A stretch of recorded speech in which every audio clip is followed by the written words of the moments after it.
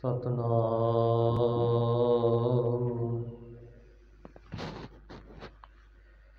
ਸ੍ਰੀ ਵਾਹਿਗੁਰੂ ਸਾਹਿਬ ਜੀ। ਇੱਕ ਓੰਕਾਰ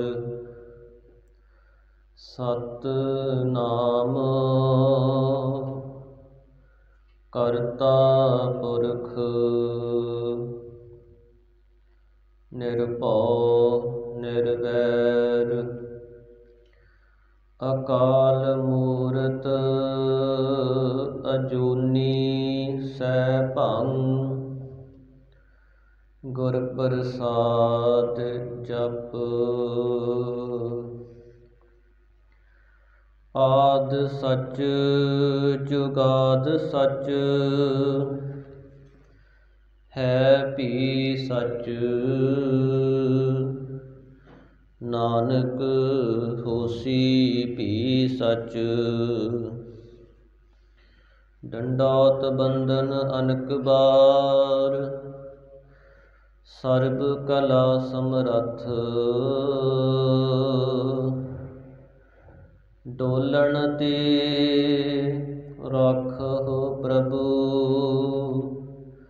ਨਾਨਕ ਦੇ ਕਰ ਹੱਥ।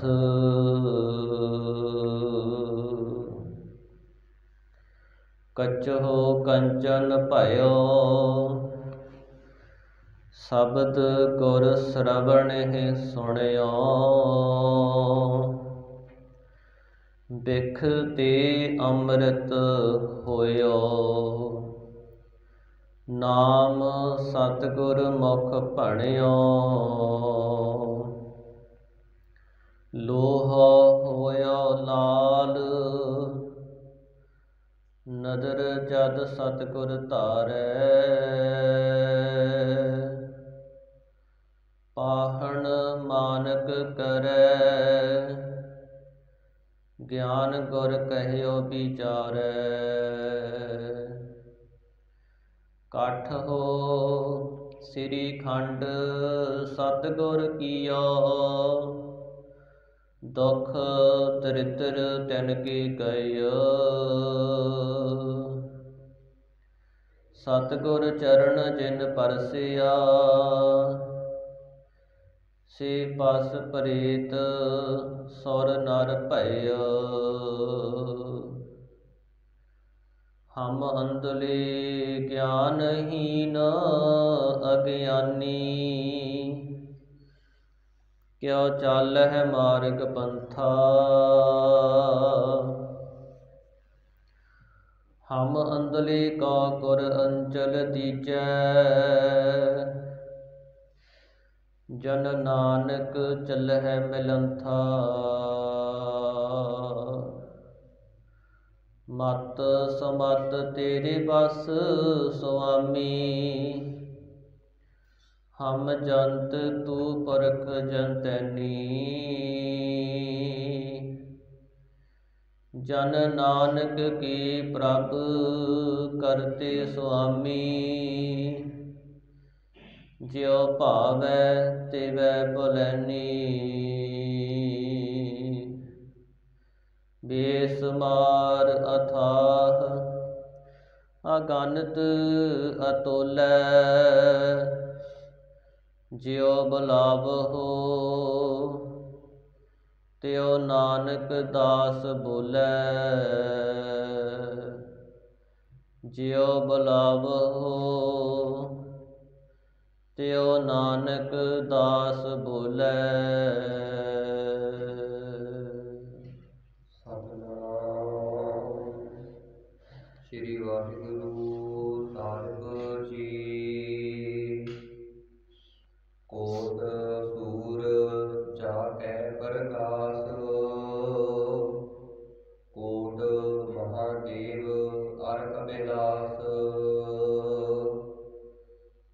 ਕੋਟ ਸੂਰ ਜਾ ਕੈ ਪ੍ਰਗਾਸ ਕੋਟ ਮਹਾਦੇਵ ਅਰ ਕਬਿਲਾਸ। ਦੁਰਗਾ ਕੋਟ ਜਾ ਕੈ ਮਰਦਨ ਕਰੈ ਬ੍ਰਹਮਾ ਕੋਟ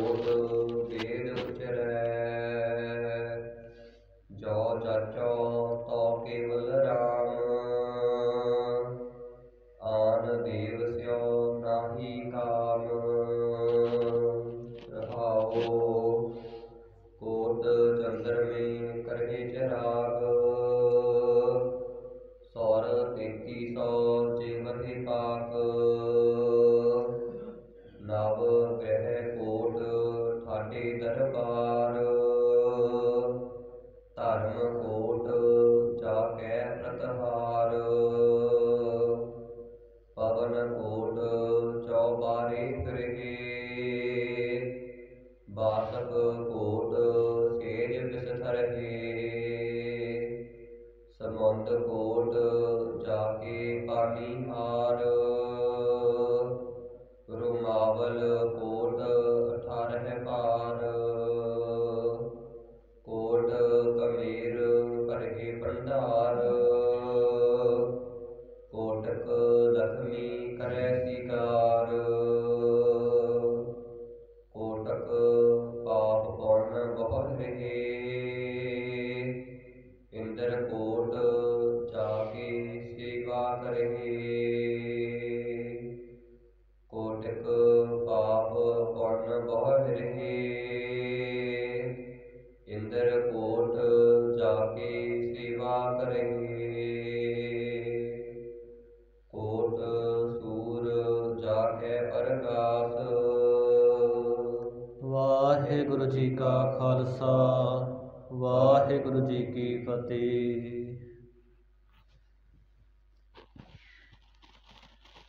ਦਸਾਂ ਪਾਤਸ਼ਾਹੀਆਂ ਦੀ ਆਤਮਿਕ ਜੋਤ, ਤਖਤ ਚਵਰ ਛਤਰ ਦੇ ਮਾਲਕ, ਜੁਗ ਜੁਗ ਅਟਲ ਪਤਿਤ ਪਾਵਨ, ਭਗਤ ਵਛਲ ਕਰਨਾ ਨਿਧਾਨ, ਅੰਤਰਜਾਮੀ ਰਾਜਾਨ ਰਾਜ, ਭਾਨਾਨ ਭਾਨ, ਦੇਵਾਨ ਦੇਵ, ਉਪਮਾ ਮਹਾਨ।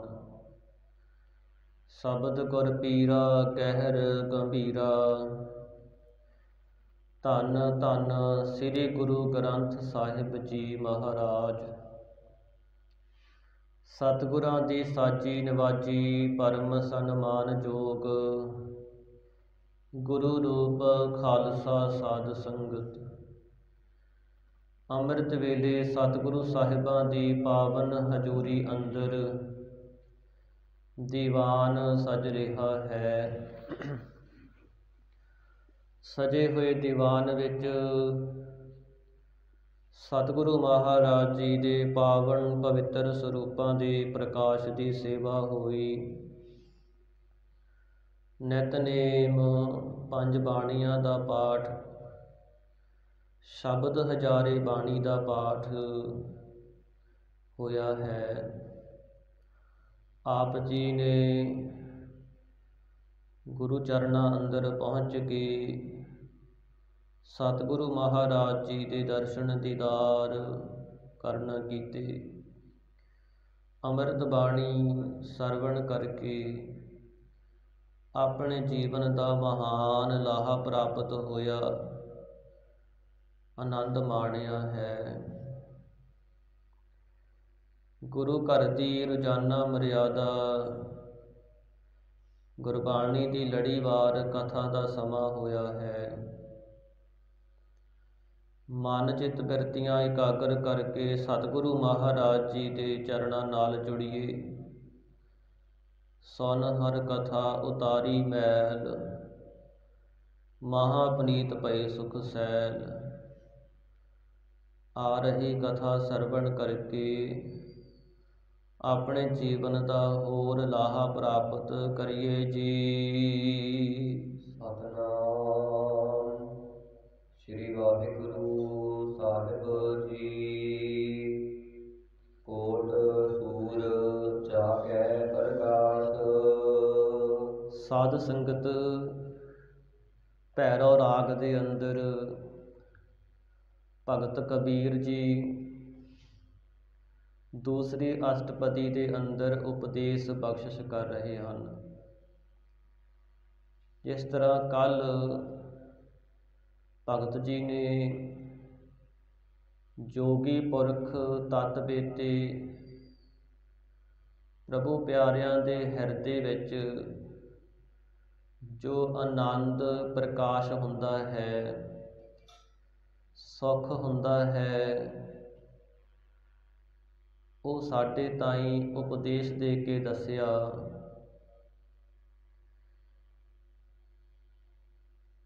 ਇੱਥੇ ਭਗਤ ਜੀ ਦੇ ਤਾਈਂ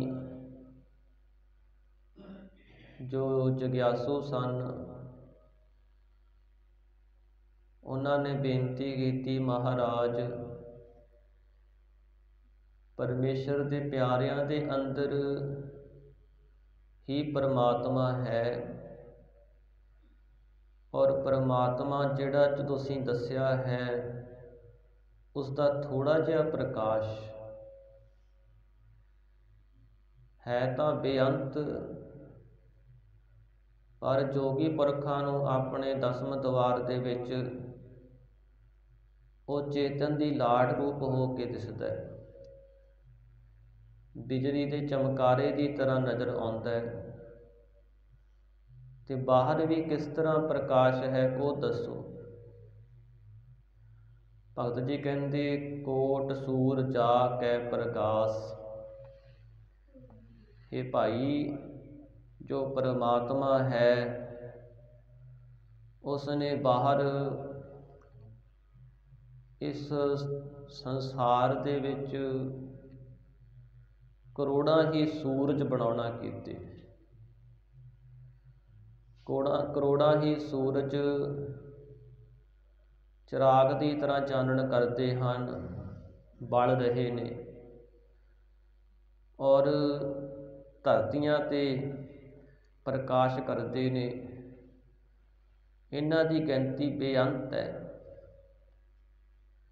ਜੋ ਪਰਮਾਤਮਾ ਨੇ ਸੰਸਾਰ ਦੇ ਵਿੱਚ ਸੰਸਾਰ ਦੀ ਕਿਰਿਆ ਨੂੰ ਚਲਾਉਣ ਵਾਸਤੇ ਕੀਤਾ ਹੈ। ਜਿੱਥੇ ਮਹਾਰਾਜ ਕਹਿੰਦੇ, ਵਾਹਿਗੁਰੂ ਪਰਮਾਤਮਾ ਨੇ ਵਿਸੋਏ ਚਸਿਆ ਘੜੀਆ ਪਹਿਰਾ ਥਿੱਤੀ ਵਾਰੀ ਮਾਹੋ ਹੋਆ। ਸਮਾਂ ਬਣਾਉਣਾ ਕੀਤਾ ਹੈ। ਵਿਸੋਏ ਚਸਿਆ, ਅੱਖ ਦੇ ਖੋਲ੍ਹਣ ਮੀਚਣ ਸਮੇਂ ਨੂੰ ਨਿਮਖ ਕਹਿੰਦੇ ਹਨ, ਔਰ ਇਸ ਤਰ੍ਹਾਂ 15 ਨਿਮਖਾਂ ਦਾ ਇੱਕ ਚਸਾ ਹੁੰਦਾ ਹੈ, 15 ਚਸਿਆਂ ਦਾ ਇੱਕ ਵਿਸਾ ਬਣਦਾ ਹੈ, 30 ਵਿਸਿਆਂ ਦਾ ਇੱਕ ਪਲ ਬਣਦਾ ਹੈ, 60 ਪਲਾਂ ਦੀ ਇੱਕ ਘੜੀ ਬਣਦੀ ਹੈ,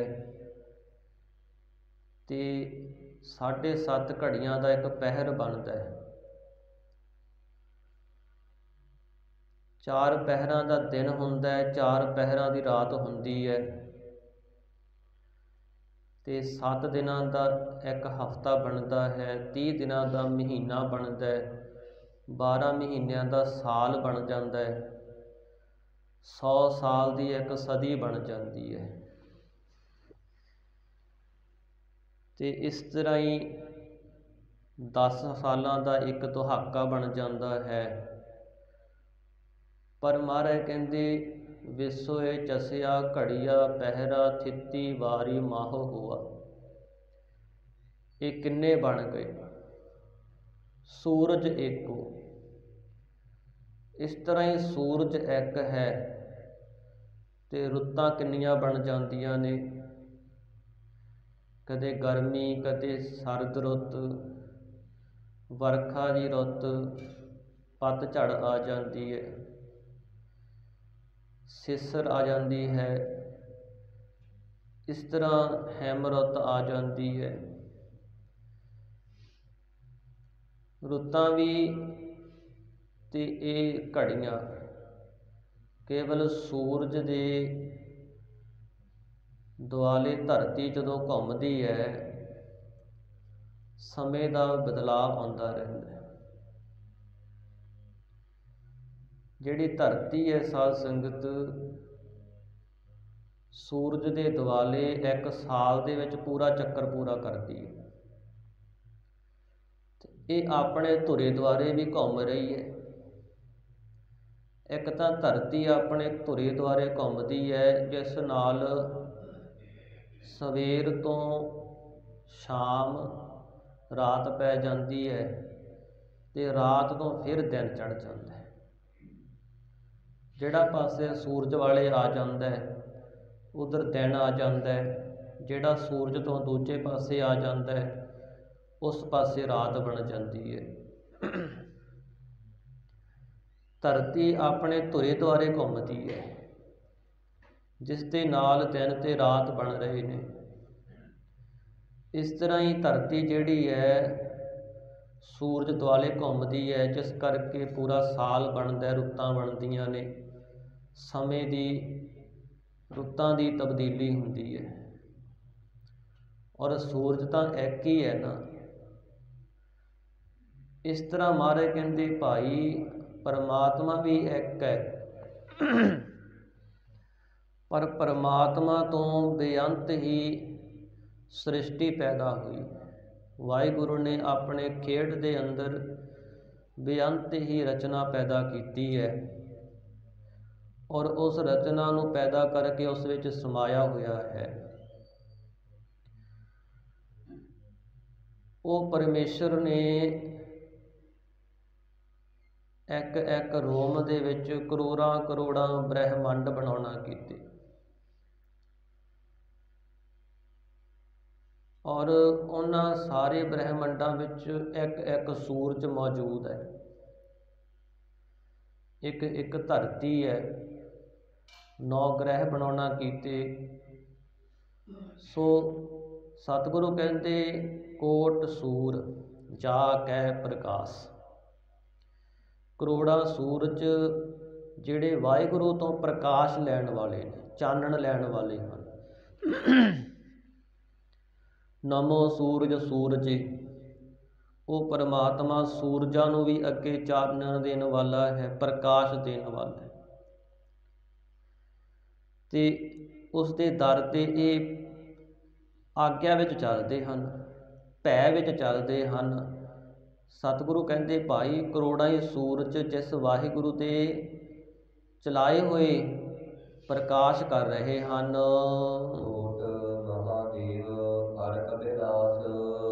ਕਰੋੜਾਂ ਹੀ ਮਹਾਦੇਵ ਸ਼ਿਵ ਜੀ ਹਨ, ਅਤੇ ਕਰੋੜਾਂ ਹੀ ਕੈਲਾਸ ਪਰਬਤ ਹਨ, ਜਿੱਥੇ ਚਿੱਟਾ ਚਾਂਦੀ ਦਾ ਮੰਨਿਆ, ਔਰ ਸ਼ਿਵ ਜੀ ਦਾ ਉੱਥੇ ਵਾਸਾ ਮੰਨਿਆ ਹੈ।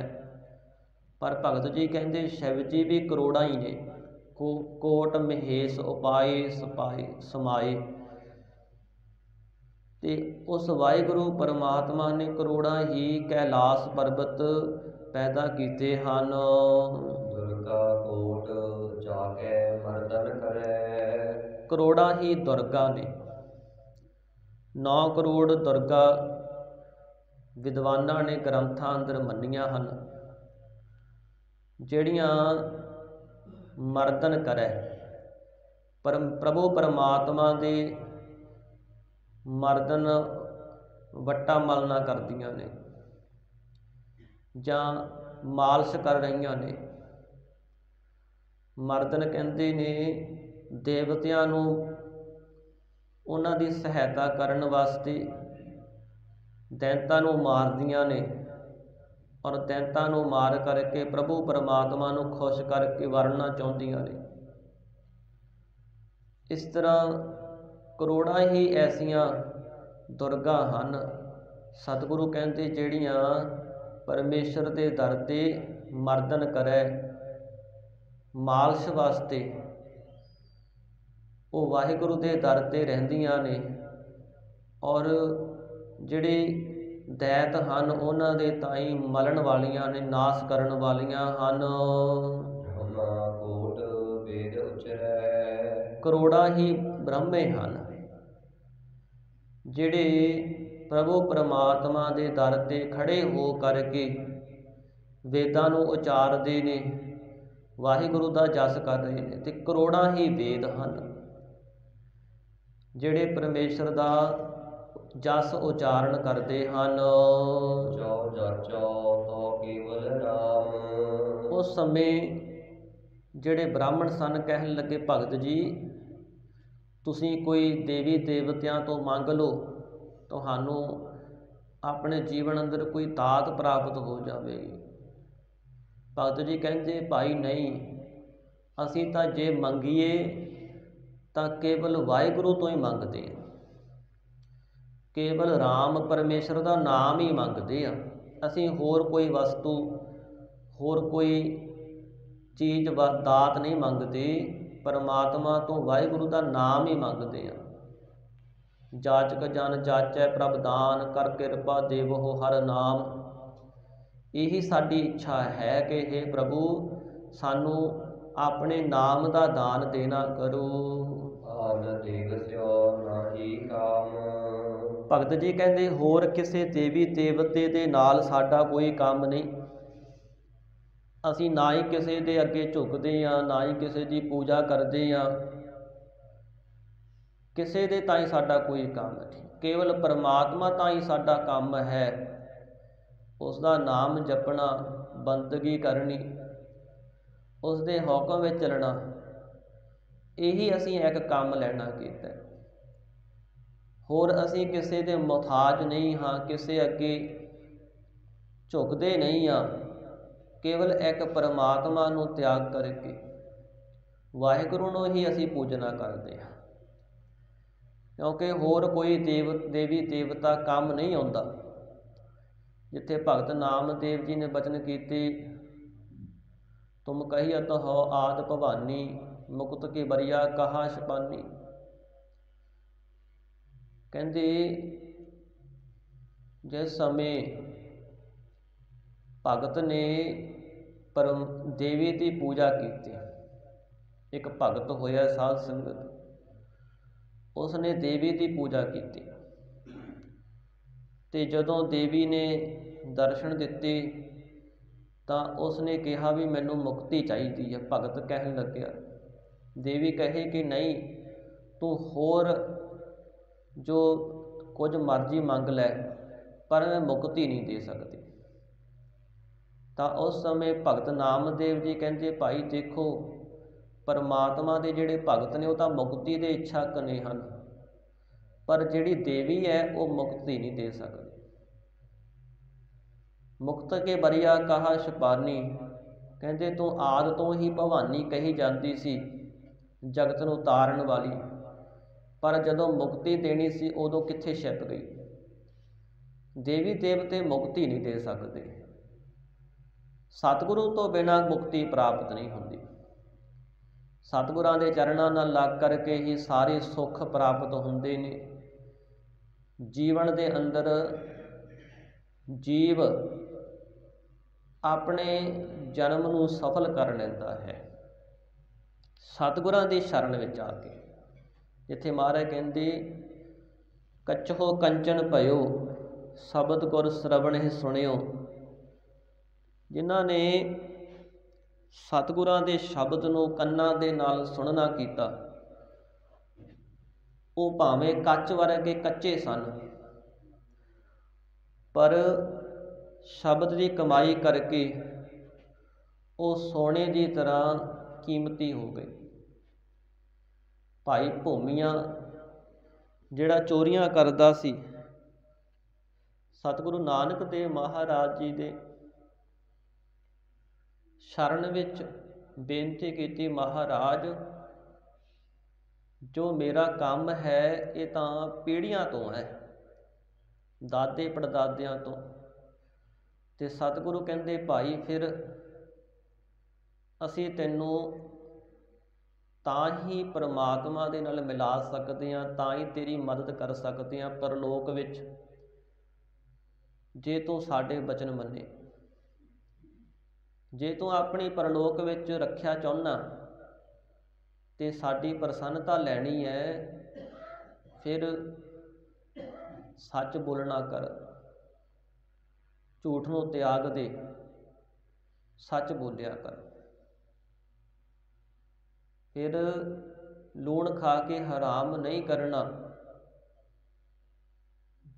ਤੇ ਕਿਸੇ ਗਰੀਬ ਨੂੰ ਮਾਰਨਾ ਨਹੀਂ ਹੈ। ਗਰੀਬ ਨਾਲ ਧੱਕਾ ਨਹੀਂ ਹੋਣ ਦੇਣਾ। ਔਰ ਇਹ ਵਚਨ ਮੰਨੇ, ਤਿੰਨੇ ਵਚਨਾਂ ਦੀ ਕਮਾਈ ਕਰਕੇ ਸਾਧ ਸੰਗਤ ਐਸਾ ਜੀਵਨ ਬਣਾਇਆ। ਨਾਲੇ ਗੁਰਬਾਣੀ ਪੜ੍ਹਿਆ ਕਰਨ। ਜੋ ਗੁਰੂ ਪਾਤਸ਼ਾਹ ਦੇ ਕੋਲ ਬਾਣੀ ਵਾਲੀ ਪੋਥੀ ਸੀ, ਬਾਣੀ ਲਿਖ ਲੈਣਾ ਕੀਤੀ, ਸ਼ਬਦ ਲਿਖ ਲੈਣਾ ਕੀਤੇ। ਪਰ ਜਿਹੜਾ ਚੋਰੀ ਦਾ ਕੰਮ ਸੀ ਉਹ ਨਾ ਤਿਆਗਿਆ ਗਿਆ। ਇੱਕ ਸਮੇਂ ਰਾਜੇ ਦੇ ਘਰ ਚੋਰੀ ਕਰਨ ਗਏ ਔਰ ਉੱਥੇ ਪਹੁੰਚ ਜਾਣਾ ਕੀਤਾ, ਸਾਰਾ ਸਮਾਨ ਇਕੱਠਾ ਕਰ ਲੈਣਾ ਕੀਤਾ। ਪਰ ਜਦੋਂ ਤੁਰਨ ਲੱਗੇ, ਉਸ ਰਾਜੇ ਦੇ ਘਰੋਂ ਭੁੱਖ ਲੱਗੀ ਹੋਣ ਕਰਕੇ ਮਨ ਵਿੱਚ ਵਿਚਾਰ ਆਇਆ ਕੁਝ ਖਾ ਲਈਏ। ਜਦੋਂ ਖਾਣ ਵਾਸਤੇ ਇੱਕ ਡੱਬੇ ਨੂੰ ਖੋਲ੍ਹਿਆ ਤੇ ਉਹਦੇ ਵਿੱਚ ਪੀਸਿਆ ਹੋਇਆ ਪਦਾਰਥ ਦੇਖਿਆ। ਤੇ ਉਹ ਸਾਧ ਸੰਗਤ ਜਦੋਂ ਆਪਣੇ ਮੁੱਖ ਨੂੰ ਲਾਇਆ, ਦੇਖਿਆ ਵੀ ਇਹ ਮਸਾਲਾ ਸੀ ਕੋਈ ਹਾਜ਼ਮ ਕਰਨ ਵਾਲਾ, ਪਰ ਉਹਦੇ ਵਿੱਚ ਲੂਣ ਸੀ। ਤੇ ਉਸ ਸਮੇਂ ਮਨ ਨੇ ਕਿਹਾ ਕਿ ਗੁਰੂ ਪਾਤਸ਼ਾਹ ਨੇ ਮੈਨੂੰ ਆਗਿਆ ਕੀਤੀ ਹੈ ਕਿ ਲੂਣ ਖਾ ਕੇ ਹਰਾਮ ਨਹੀਂ ਕਰਨਾ, ਪਰ ਮੇਰੇ ਕੋਲੋਂ ਤਾਂ ਰਾਜੇ ਦੇ ਘਰ ਦਾ ਲੂਣ ਖਾਧਾ ਗਿਆ, ਤੇ ਜੇ ਮੈਂ ਚੋਰੀ ਕਰਕੇ ਜਾਵਾਂਗਾ, ਸਮਾਨ ਲੈ ਕੇ ਜਾਵਾਂਗਾ ਤਾਂ ਹਰਾਮ ਹੋ ਜਾਵੇਗਾ। ਫਿਰ ਮਨ ਵਿੱਚ ਵਿਚਾਰ ਕੀਤੀ ਕਿ ਮੈਂ ਕੱਲ੍ਹ ਨੂੰ ਵੀ ਚੋਰੀ ਕਰ ਸਕਦਾ, ਪਰਸੋਂ ਨੂੰ ਵੀ ਚੋਰੀ ਕਰ ਸਕਦਾ, ਤੇ ਅੱਜ ਮੈਂ ਇਸ ਸਮਾਨ ਨੂੰ ਇੱਥੇ ਰੱਖ ਜਾਂਦਾ। ਤਾਂ ਉਸ ਸਮੇਂ ਸਾਰਾ ਕੁਝ ਉੱਥੇ ਛੱਡ ਕੇ ਵਾਪਸ ਆਪਣੇ ਘਰ ਚਲਿਆ ਗਿਆ। ਦੂਜੇ ਦਿਨ ਰਾਜੇ ਨੇ ਪਤਾ ਲੱਗਿਆ ਮਹਿਲ ਦੇ ਵਿੱਚ ਕੋਈ ਚੋਰ ਆਇਆ ਸੀ, ਸਮਾਨ ਬੰਨ੍ਹ ਕਰਕੇ ਇਕੱਠਾ ਕਰਕੇ ਲੈ ਚੱਲਿਆ ਸੀ, ਪਰ ਛੱਡ ਕੇ ਚਲਿਆ ਗਿਆ। ਰਾਜੇ ਦੇ ਮਨ 'ਚ ਸ਼ੰਕਾ ਪੈਦਾ ਹੋ ਗਈ ਵੀ ਇਹ ਕਿਹੋ ਜਿਹਾ ਚੋਰ ਹੈ ਜਿਹੜਾ ਮੇਰੇ ਮਹਿਲ ਤੱਕ ਸੁਰੱਖਿਅਤ ਪਹੁੰਚ ਗਿਆ, ਕਿਸੇ ਨੂੰ ਪਤਾ ਤੱਕ ਨਾ ਲੱਗਿਆ। ਪਰ ਦੂਜੇ ਪਾਸੇ ਸਮਾਨ ਵੀ ਸਾਰਾ ਕੀਮਤੀ ਬੰਨ੍ਹਿਆ ਪਿਆ ਹੈ, ਪਰ ਛੱਡ ਕੇ ਚਲਿਆ ਗਿਆ। ਚੋਰ ਨੂੰ ਲੱਭਣ ਵਾਸਤੇ ਜਿੰਨੇ ਚੋਰ ਸਨ ਇਲਾਕੇ ਦੇ ਵਿੱਚ, ਰਾਜ ਦੇ ਵਿੱਚ, ਸਾਰੇ ਫੜਨੇ ਸ਼ੁਰੂ ਕਰ ਦਿੱਤੇ। ਧੱਕੇ ਦੇ ਨਾਲ ਸਿਪਾਹੀ ਮਨਾਉਣਾ ਚਾਹੁੰਦੇ ਨੇ। ਹੌਲੀ ਹੌਲੀ ਭਾਈ ਭੂਮੀਏ ਨੂੰ ਪਤਾ ਲੱਗਿਆ ਕਿ ਮੇਰੇ ਕਰਕੇ ਉਹਨਾਂ ਚੋਰਾਂ ਨੂੰ, ਉਹਨਾਂ ਗਰੀਬਾਂ ਨੂੰ ਮਾਰ ਪੈ ਰਹੀ ਹੈ, ਪਰ ਇਹਦੇ ਵਿੱਚ ਵੀ ਮੈਨੂੰ ਗੁਰੂ ਦੀ ਖੁਸ਼ੀ ਨਹੀਂ ਮਿਲਣੀ, ਮੇਰੇ ਕਰਕੇ ਇਹ ਹੋ ਰਿਹਾ ਹੈ। ਉਸ ਸਮੇਂ ਰਾਜੇ ਕੋਲ ਚਲਿਆ ਗਿਆ। ਰਾਜੇ ਦੇ ਸਾਹਮਣੇ ਜਾ ਕੇ ਕਿਹਾ ਕਿ ਮੈਂ ਚੋਰ, ਮੈਂ ਚੋਰੀ ਕੀਤੀ। ਫਿਰ ਇਸ ਨੇ ਦੱਸਿਆ ਕਿ ਮੈਂ ਅੰਦਰ ਕਿਵੇਂ ਦਾਖਲ ਹੋਇਆ। ਅੰਦਰ ਦਾਖਲ ਹੋਣ ਵਾਸਤੇ ਸਾਧ ਸੰਗਤ ਭਾਈ ਭੂਮੀਏ ਨੇ ਆਪਣੇ ਸਰੀਰ 'ਤੇ ਰਾਜਿਆਂ ਵਾਲਾ ਲਿਬਾਸ ਪਾ ਲਿਆ। ਤੇ ਜਦੋਂ ਦਰਬਾਰ ਜੀ ਨੇ ਪੁੱਛਿਆ ਵੀ ਤੂੰ ਕੌਣ ਹੈ, ਕਹਿੰਦਾ ਮੈਂ ਚੋਰ। ਹੁਣ ਸੱਚ ਬੋਲਣਾ ਸੀ।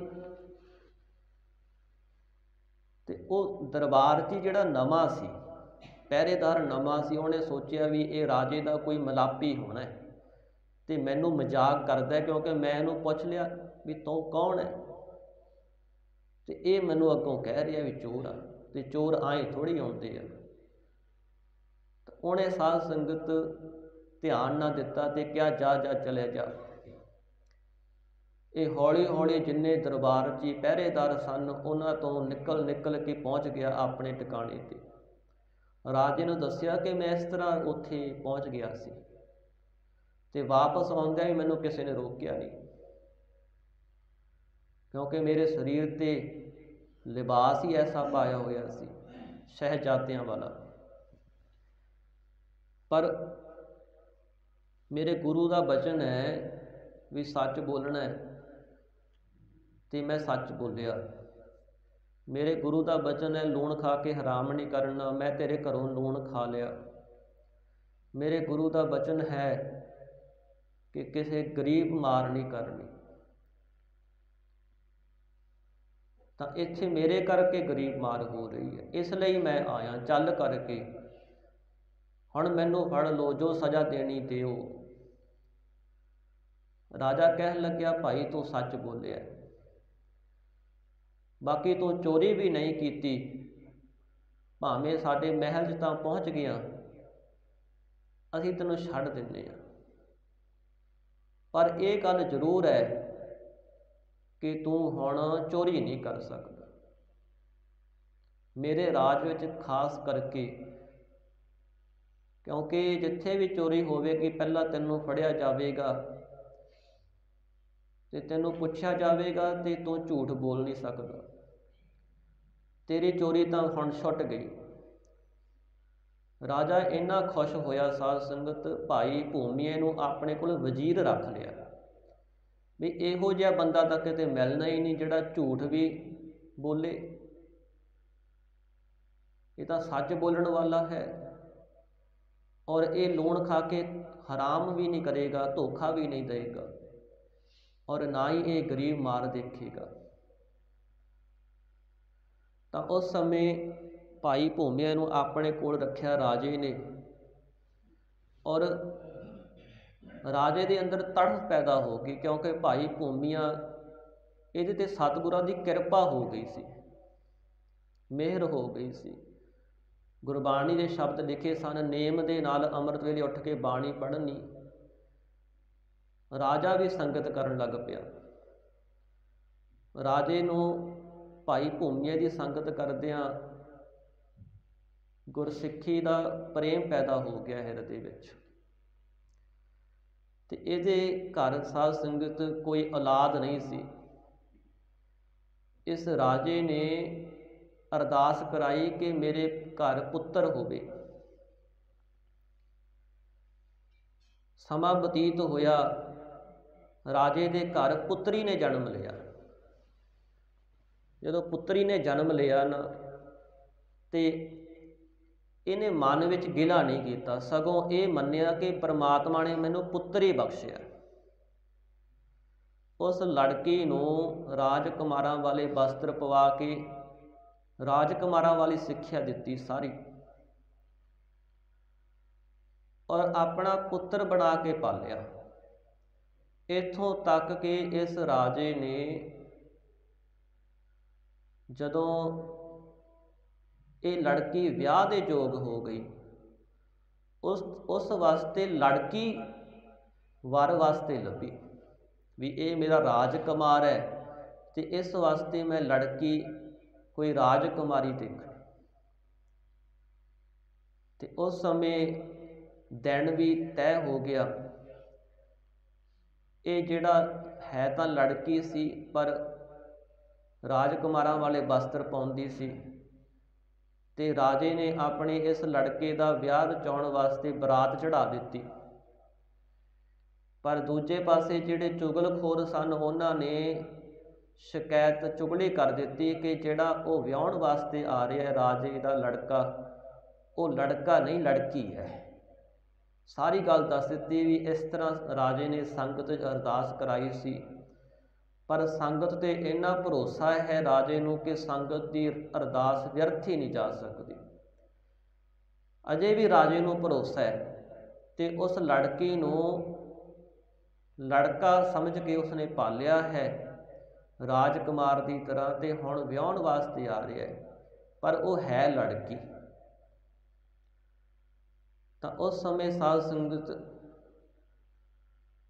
इधर जदों ये बरात रस्ते विच पहुंची, जंगल विच गुजर रही सी, ते इस जिहड़ा राजकुमार सी, ये लड़की, इनू शिकार खेडण का शौक सी। एक हिरन सामने दी गुजरिया, इहदे मन च हिरन का शिकार करन वास्ते इच्छा पैदा हुई, ते उहदे पिछे घोड़ा दड़ा दिता। वो हिरन तो जंगल विच किते आसे पासे हो गया, पर सामने देखिया कि कोई महापुरख बैठे ने, ਘੋੜੇ ਤੋਂ ਉਤਰ ਕਰਕੇ ਜਦੋਂ ਕੋਲੇ ਗਏ, ਉਹ ਸਤਿਗੁਰੂ ਨਾਨਕ ਦੇਵ ਮਹਾਰਾਜ ਬੈਠੇ ਸਨ। ਭਾਈ ਮਰਦਾਨਾ, ਭਾਈ ਬਾਲਾ ਜੀ ਨਾਲ ਹਨ। ਇਸ ਨੇ ਜਾ ਕੇ ਨਮਸਕਾਰ ਕੀਤੀ। ਪਹਿਲਾਂ ਕਦੇ ਦਰਸ਼ਨ ਨਹੀਂ ਕੀਤੇ ਸਨ ਸਤਿਗੁਰਾਂ ਦੇ, ਤੇ ਸਤਿਗੁਰੂ ਮਹਾਰਾਜ ਜੀ ਨੇ ਇਹਦਾ ਲਿਬਾਸ ਲੜਕਿਆਂ ਵਾਲਾ ਦੇਖ ਕੇ ਕਿਹਾ ਵੀ ਆਓ ਰਾਜਕੁਮਾਰ ਜੀ, ਆਓ ਬੈਠੋ। ਸਤਿਗੁਰਾਂ ਦੇ ਬਚਨ ਹੁੰਦਿਆਂ ਹੀ ਰਾਜਕੁਮਾਰ, ਇਹ ਜਿਹੜੀ ਲੜਕੀ ਸੀ ਨਾ ਰਾਜਕੁਮਾਰ, ਲੜਕਾ ਬਣ ਗਈ। ਲੜਕੀ ਤੋਂ ਲੜਕੇ ਵਾਲਾ ਸਰੀਰ ਹੋ ਗਿਆ ਸਤਿਗੁਰਾਂ ਦੇ ਬਚਨ ਕਹਿੰਦਿਆਂ ਹੀ। ਤੇ ਉਸ ਸਮੇਂ ਕੁਝ ਸਮਾਂ ਇੱਥੇ ਬੈਠ ਕੇ ਫਿਰ ਇਸ ਨੇ ਕਿਹਾ ਮਹਾਰਾਜ ਮੇਰਾ ਵਿਆਹ ਹੈ, ਅਸੀਂ ਜਾ ਰਹੇ ਹਾਂ, ਬਰਾਤ ਜਾ ਰਹੀ ਹੈ। ਸਤਿਗੁਰਾਂ ਤੋਂ ਆਗਿਆ ਲੈ ਕੇ ਗਏ, ਬਰਾਤ ਉੱਥੇ ਪਹੁੰਚੀ ਤੇ ਉੱਧਰ ਜਿਹੜੇ ਉਹ ਲੜਕੀ ਵਾਲੇ ਸਨ, ਰਾਜੇ ਨੂੰ ਕਿਸੇ ਨੇ ਸ਼ਿਕਾਇਤ ਕੀਤੀ ਸੀ। ਇਹਨਾਂ ਨੇ ਪਰਖ ਵਾਸਤੇ ਇੱਕ ਵਿਉਂਤ ਬਣਾਈ ਵੀ ਪਹਿਲਾਂ ਇਸ ਲੜਕੇ ਨੂੰ ਪਰਖਿਆ ਜਾਵੇ ਵੀ ਇਹ ਲੜਕੀ ਹੈ ਕਿ ਲੜਕਾ ਹੈ। ਤੇ ਉਸ ਸਮੇਂ ਕਿਹਾ ਕਿ ਜਿਹੜਾ ਸਾਡੇ ਇੱਥੇ ਰਿਵਾਜ ਹੈ ਵੀ ਕੋਈ ਲੜਕਾ ਜਦੋਂ ਵਿਆਹੁਣ ਵਾਸਤੇ ਆਉਂਦਾ ਹੈ ਨਾ, ਤੇ ਲੜਕੀ ਵਾਲੇ ਉਹਨੂੰ ਕਨਾਤ ਤਾਣ ਕੇ ਇਸ਼ਨਾਨ ਕਰਾਉਂਦੇ ਨੇ, ਤੇ ਇਸ ਦਾ ਵੀ ਇਸ਼ਨਾਨ ਕਰਾਇਆ ਜਾਣਾ ਹੈ। ਇਸ ਲਈ ਅਸੀਂ ਇਹਦਾ ਇਸ਼ਨਾਨ ਕਰਾਉਣਾ ਹੈ। ਤੇ ਇਸ਼ਨਾਨ ਕਰਾਉਣ ਦੇ ਬਹਾਨੇ ਉਹ ਸਰੀਰ ਦੇਖ ਕੇ ਜਦੋਂ ਜਿਹੜੇ ਮੁਸਾਹਿਬ ਸਨ ਉਹਨਾਂ ਨੇ ਰਾਜੇ ਨੂੰ ਦੱਸਿਆ ਕਿ ਇਹ ਤਾਂ ਲੜਕਾ ਹੀ ਹੈ, ਕਿਸੇ ਨੇ ਝੂਠੀ ਇਹ ਤੁਹਮਤ ਲਾਈ ਹੈ। ਤਾਂ ਉਸ ਸਮੇਂ ਸਾਧ ਸੰਗਤ ਇਸ ਰਾਜਕੁਮਾਰ ਦਾ ਵਿਆਹ ਹੋਇਆ। ਭਾਵ ਕਿ ਦੇਖੋ ਇੰਨਾ ਵਿਸ਼ਵਾਸ ਉਸ ਰਾਜੇ ਦੇ ਅੰਦਰ ਭਾਈ ਭੂਮੀਆ ਜੀ ਦੀ ਸੰਗਤ ਕਰਕੇ ਪੈਦਾ ਹੋ ਗਿਆ। ਸੰਗਤ ਤੇ ਇੰਨਾ ਵਿਸ਼ਵਾਸ, ਆਪਣੇ ਅੱਖਾਂ ਦੇ ਸਾਹਮਣੇ ਤਾਂ ਉਹ ਲੜਕੀ ਨਜ਼ਰ ਆਉਂਦੀ ਸੀ, ਪਰ ਸੰਗਤ ਦਾ ਵਿਸ਼ਵਾਸ ਸੀ ਕਿ ਨਹੀਂ ਇਹ ਰਾਜਕੁਮਾਰੀ ਹੈ। ਰਾਜੇ ਨੂੰ ਇੰਨਾ ਦ੍ਰਿੜ ਵਿਸ਼ਵਾਸ ਹੋ ਗਿਆ ਸੀ।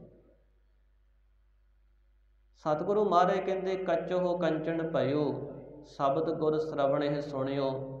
ਜਿਨ੍ਹਾਂ ਨੇ ਗੁਰੂ ਦੇ ਸ਼ਬਦ ਨੂੰ ਕੰਨਾਂ ਦੇ ਨਾਲ ਸੁਣਨਾ ਕੀਤਾ, ਕਮਾਉਣਾ ਕੀਤਾ, ਉਹ ਕੱਚ ਤੋਂ ਸੋਨੇ ਦੀ ਤਰ੍ਹਾਂ ਸ਼ੁੱਧ ਹੋ ਜਾਂਦੇ ਹਨ।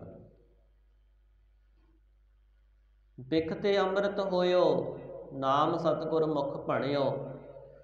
ਜਿਨ੍ਹਾਂ ਨੂੰ ਸਤਿਗੁਰਾਂ ਨੇ ਨਾਮ ਦਾ ਉਪਦੇਸ਼ ਕੀਤਾ ਹੈ, ਉਹਨਾਂ ਦਾ ਜੀਵਨ ਵਿਕਾਰਾਂ ਵੱਲੋਂ ਉਲਟ ਕੇ, ਮਾਇਆਵੀ ਜੀਵਨ ਉਲਟ ਕੇ ਗੁਰੂ ਵਾਲਾ ਹੋ ਜਾਂਦਾ ਹੈ। ਜੀਵਨ ਬਦਲ ਜਾਂਦਾ ਹੈ। ਉਹਨਾਂ ਦੀ ਕਹਿਣੀ, ਬਹਿਣੀ, ਰਹਿਣੀ ਬਦਲ ਜਾਂਦੀ ਹੈ। ਜਿਨ੍ਹਾਂ ਦੇ ਗੁਰੂ ਨੇ ਕਿਰਪਾ ਕਰਕੇ ਨਾਮ ਦੀ ਦਾਤ ਬਖਸ਼ੀ ਹੈ, ਉਹਨਾਂ ਦਾ ਜੀਵਨ ਅੰਮ੍ਰਿਤ ਹੋ ਜਾਂਦਾ ਹੈ। ਲੋਹਾ ਹੋਇਓ ਲਾਲ, ਨਦਰ ਸਤਿਗੁਰ ਜਦ ਧਾਰੈ। ਜਿਨ੍ਹਾਂ ਤੇ ਸਤਿਗੁਰੂ ਜੀ ਨੇ ਕਿਰਪਾ ਕਰ ਦਿੱਤੀ ਹੈ, ਉਹ ਸਾਧ ਸੰਗਤ ਲੋਹੇ ਦੀ ਤਰ੍ਹਾਂ ਸ਼ੁੱਧ ਹੋ ਜਾਂਦੀ। ਜਿਵੇਂ ਲੋਹਾ ਹੁੰਦਾ ਹੈ ਨਾ, ਜਦੋਂ ਮਨੂਰ ਲੋਹਾ ਹੁੰਦਾ ਹੈ ਕਿਸੇ ਕੰਮ ਨਹੀਂ ਆਉਂਦਾ, ਪਰ ਜਦੋਂ ਉਹਨੂੰ ਪਾਰਸ ਦੀ ਵੱਟੀ ਸੁਹਾ ਦਈਏ ਤਾਂ ਸ਼ੁੱਧ ਹੋ ਜਾਂਦਾ ਹੈ। ਇਸ ਤਰ੍ਹਾਂ ਉਹ ਸ਼ੁੱਧ ਹੋ ਜਾਂਦੇ। ਪਾਹਨ ਮਾਨਕ ਕਰੈ, ਗਿਆਨ ਗੁਰ ਕਹਿਓ ਵਿਚਾਰੈ। ਜਿਨ੍ਹਾਂ ਦੇ ਗੁਰੂ ਦੇ ਗਿਆਨ ਨੂੰ ਵਿਚਾਰਨਾ ਕੀਤਾ, ਉਹ ਪੱਥਰਾਂ ਤੋਂ ਵੀ ਮਾਣਕਾਂ ਦੀ ਤਰ੍ਹਾਂ ਕੀਮਤੀ ਹੋ ਜਾਂਦੇ। ਜਿਹੜਾ ਪੱਥਰ ਦਿਲ ਸੀ ਨਾ, ਭਿੱਜਦਾ ਨਹੀਂ ਸੀ, ਕਠੋਰ ਦਿਲ ਸੀ, ਉਹ ਨਰਮ ਹੋ ਜਾਂਦੇ। ਪੱਥਰ ਜਿਵੇਂ ਰਸਤੇ ਵਿੱਚ ਪਿਆ ਹੁੰਦਾ, ਕੋਈ ਉਹਦੇ ਵੱਲ ਝਾਕਦਾ ਨਹੀਂ, ਪਰ ਜਿਹਦੇ ਤੇ ਸਤਿਗੁਰਾਂ ਨੇ ਕਿਰਪਾ ਕਰ ਦਿੱਤੀ, ਉਹ ਖਾਸ ਹੋ ਜਾਂਦੇ ਨੇ। ਦੁਨੀਆ ਦੇ ਵਿੱਚ ਮਾਣਕ ਦੀ ਤਰ੍ਹਾਂ ਚਮਕ ਜਾਂਦਾ ਜੀਵਨ ਉਹਨਾਂ ਦਾ, ਅਮੁੱਲਕ ਬਣ ਜਾਂਦੇ ਹਨ, ਗੁਣਾਂ ਦੇ ਨਾਲ ਭਰਪੂਰ ਹੋ ਜਾਂਦੇ, ਦੁਰਲੱਭ ਬਣ ਜਾਂਦੇ ਨੇ। ਸ੍ਰੀ ਕੱਠ ਹੋ ਸ੍ਰੀ ਖੰਡ ਸਤਿਗੁਰ ਕੀਓ। ਜਿਵੇਂ ਚੰਦਨ ਲੱਕੜੀ ਨੂੰ ਮਹਿਕਾ ਦਿੰਦਾ ਹੈ, ਕੱਠ ਉਹ ਕਹਿੰਦੇ ਨੇ ਲੱਕੜੀ ਨੂੰ, ਸ੍ਰੀ ਖੰਡ ਕਹਿੰਦੇ ਨੇ ਚੰਦਨ ਨੂੰ। ਭਗਤ ਕਬੀਰ ਜੀ ਕਹਿੰਦੇ, ਕਬੀਰ ਚੰਦਨ ਕਾ ਬਿਰਵਾ ਭਲਾ, ਬੇੜਿਓ ਢਾਕ ਪਲਾਸ, ਓਏ ਪੀ ਚੰਦਨ ਹੋਏ ਰਹੇ, ਬਸੇ ਜੋ ਚੰਦਨ ਪਾਸ। ਇਹ ਚੰਦਨ ਵਿੱਚ ਗੁਣ ਹੈ, ਜੋ ਉਹਦੀ ਸੰਗਤਾ ਕਰੇਗਾ, ਨੇੜਤਾ ਕਰੇਗਾ, ਉਹ ਵੀ ਚੰਦਨ ਦੀ ਨਾਲ ਮਹਿਕਾ ਜਾਂਦਾ ਹੈ,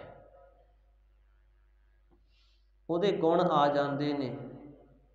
ਚੰਦਨ ਦੇ ਵਿੱਚ ਮਹਿਕ ਹੁੰਦੀ ਹੈ, ਜਿੰਨੀ ਆਸੇ ਪਾਸੇ ਬਨਸਪਤੀ ਹੋਵੇਗੀ ਨੇੜੇ, ਉਹ ਮਹਿਕ ਵਾਲੀ ਹੋ ਜਾਵੇਗੀ। ਇਸ ਤਰ੍ਹਾਂ ਹੀ ਗੁਰੂ ਸਾਹਿਬ ਜੀ ਜਿਸ ਤੇ ਰਹਿਮਤ ਕਰਦੇ ਨੇ, ਮਿਹਰ ਕਰਦੇ ਨੇ, ਉਸ ਨੂੰ ਆਪਣੇ ਬਾਣੀ ਦਾ ਉਪਦੇਸ਼ ਦੇ ਕੇ ਨਾਮ ਦੀ ਮਹਿਕ ਦੇ ਨਾਲ ਰੁਸ਼ਨਾ ਦਿੰਦੇ ਹਨ, ਮਹਿਕਾ ਦਿੰਦੇ ਹਨ। ਉਹਦੇ ਅੰਦਰ ਭਗਤੀ ਦਾ ਰੰਗ ਚੜ੍ਹ ਜਾਂਦਾ ਹੈ, ਉਹਦੇ ਅੰਦਰ ਸੱਚ ਦੀ ਮਹਿਕ ਆਉਣ ਲੱਗ ਜਾਂਦੀ ਹੈ, ਗੁਣਾਂ ਦੀ ਮਹਿਕ। ਇਸ ਤਰ੍ਹਾਂ ਸਤਿਗੁਰ ਚਰਨ ਜਿਨ ਪਰਸਿਆ, ਜਿਨ੍ਹਾਂ ਨੇ ਸਤਿਗੁਰੂ ਮਹਾਰਾਜ ਜੀ ਦੇ ਚਰਨ ਪਰਸਨਾ ਕੀਤੇ ਭਾਈ ਆਪਣੇ ਜੀਵਨ ਦੇ ਅੰਦਰ, ਸਤਿਗੁਰਾਂ ਦੀ ਨੇੜਤਾ ਕੀਤੀ। ਨੇੜਤਾ ਤੋਂ ਭਾਵ ਗੁਰੂ ਦੇ ਸ਼ਬਦ ਨੂੰ ਸੁਣਿਆ, ਵਿਚਾਰਿਆ, ਆਪਣੇ ਜੀਵਨ ਦਾ ਆਸਰਾ ਬਣਾ ਲਿਆ। ਇਹੀ ਸਾਨੂੰ ਉਪਦੇਸ਼ ਬਖਸ਼ਿਆ ਨਾ, ਆਵੋ ਸਿੱਖ ਸਤਿਗੁਰੂ ਕੇ ਪਿਆਰੇ ਹੋ, ਗਾਵੋ ਸੱਚੀ ਬਾਣੀ। ਬਾਣੀ ਤਾਂ ਗਾਵੋ ਗੁਰੂ ਕੇਰੀ, ਬਾਣੀਆਂ ਸਿਰ ਬਾਣੀ। ਮਹਾਰਾਜ ਕਹਿੰਦੇ ਸਾਰੀਆਂ ਦੁਨਿਆਵੀ ਬਾਣੀਆਂ ਤੋਂ ਉੱਪਰ ਹੈ ਗੁਰਬਾਣੀ। ਦੁਨੀਆ ਵਿੱਚ ਬੜੇ ਲੇਖ ਹੋਣਗੇ, ਬੜੀਆਂ ਕਥਾ ਕਹਾਣੀਆਂ ਹੋਣਗੀਆਂ, ਸਮੇਂ ਦੇ ਨਾਲ ਪੈਦਾ ਹੋ ਕੇ ਮਿਟ ਜਾਂਦੀਆਂ ਨੇ, ਪਰ ਜੋ ਬਾਣੀ ਹੈ ਚੌਹਾਂ ਯੁੱਗਾਂ ਵਿੱਚ ਜਾਣੀ ਜਾਂਦੀ ਹੈ। ਚੌਹ ਯੁੱਗ ਮਹਿ ਅੰਮ੍ਰਿਤ ਸਾਚੀ ਬਾਣੀ, ਪੂਰੇ ਭਾਗ ਹਰ ਹਿਰਦੈ ਸਮਾਣੀ। ਪਰ ਜਿਨ੍ਹਾਂ ਦੇ ਸ੍ਰੇਸ਼ਟ ਭਾਗ ਹੁੰਦੇ ਨੇ, ਉਹਨਾਂ ਦੇ ਹਿਰਦੇ ਵਿੱਚ ਬਾਣੀ ਲੈ ਜਾਂਦੀ ਹੈ, ਸਮਾ ਜਾਂਦੀ ਹੈ, ਬਾਣੀ ਦਾ ਰੰਗ ਚੜ੍ਹ ਜਾਂਦਾ ਹੈ ਕਿ ਬਾਣੀ ਮਿੱਠੀ ਲੱਗਦੀ ਹੈ। ਦੇਖੋ ਅਸੀਂ ਬਾਣੀ ਪੜ੍ਹਦੇ ਹਾਂ, ਤਕਰੀਬਨ ਸਾਰਿਆਂ ਨੇ ਬਾਣੀ ਸੁਣੀ ਹੈ, ਪਰ ਸੁਣਨ ਲੱਗਿਆਂ ਮਨ ਚਿੱਤ ਟਿਕਦਾ ਤੇ ਮਨ ਕਹਿ ਵੀ ਉੱਠਦਾ ਵੀ ਹੁਣ ਮੈਂ ਰੋਜ਼ ਬਾਣੀ ਪੜ੍ਹਿਆ ਕਰਨੀ, ਮੈਂ ਇਹੋ ਜਿਹਾ ਸਮਾਂ ਰੋਜ਼ ਪ੍ਰਾਪਤ ਕਰਨਾ ਕਿ ਮੈਨੂੰ ਬਾਣੀ ਪੜ੍ਹਨ ਵਾਸਤੇ ਮਿਲੇ, ਸੁਣਨ ਵਾਸਤੇ ਮਿਲੇ। ਪਰ ਜੀਵਨ ਦੇ ਅੰਦਰ ਜਿਹੜੇ ਸਾਡੇ ਕਾਰ ਵਿਹਾਰ ਨੇ, ਉਹ ਹਾਵੀ ਹੋ ਕਰਕੇ ਸਾਨੂੰ ਫਿਰ ਆਪਣੇ ਵੱਲ ਮੋੜ ਲੈਂਦੇ।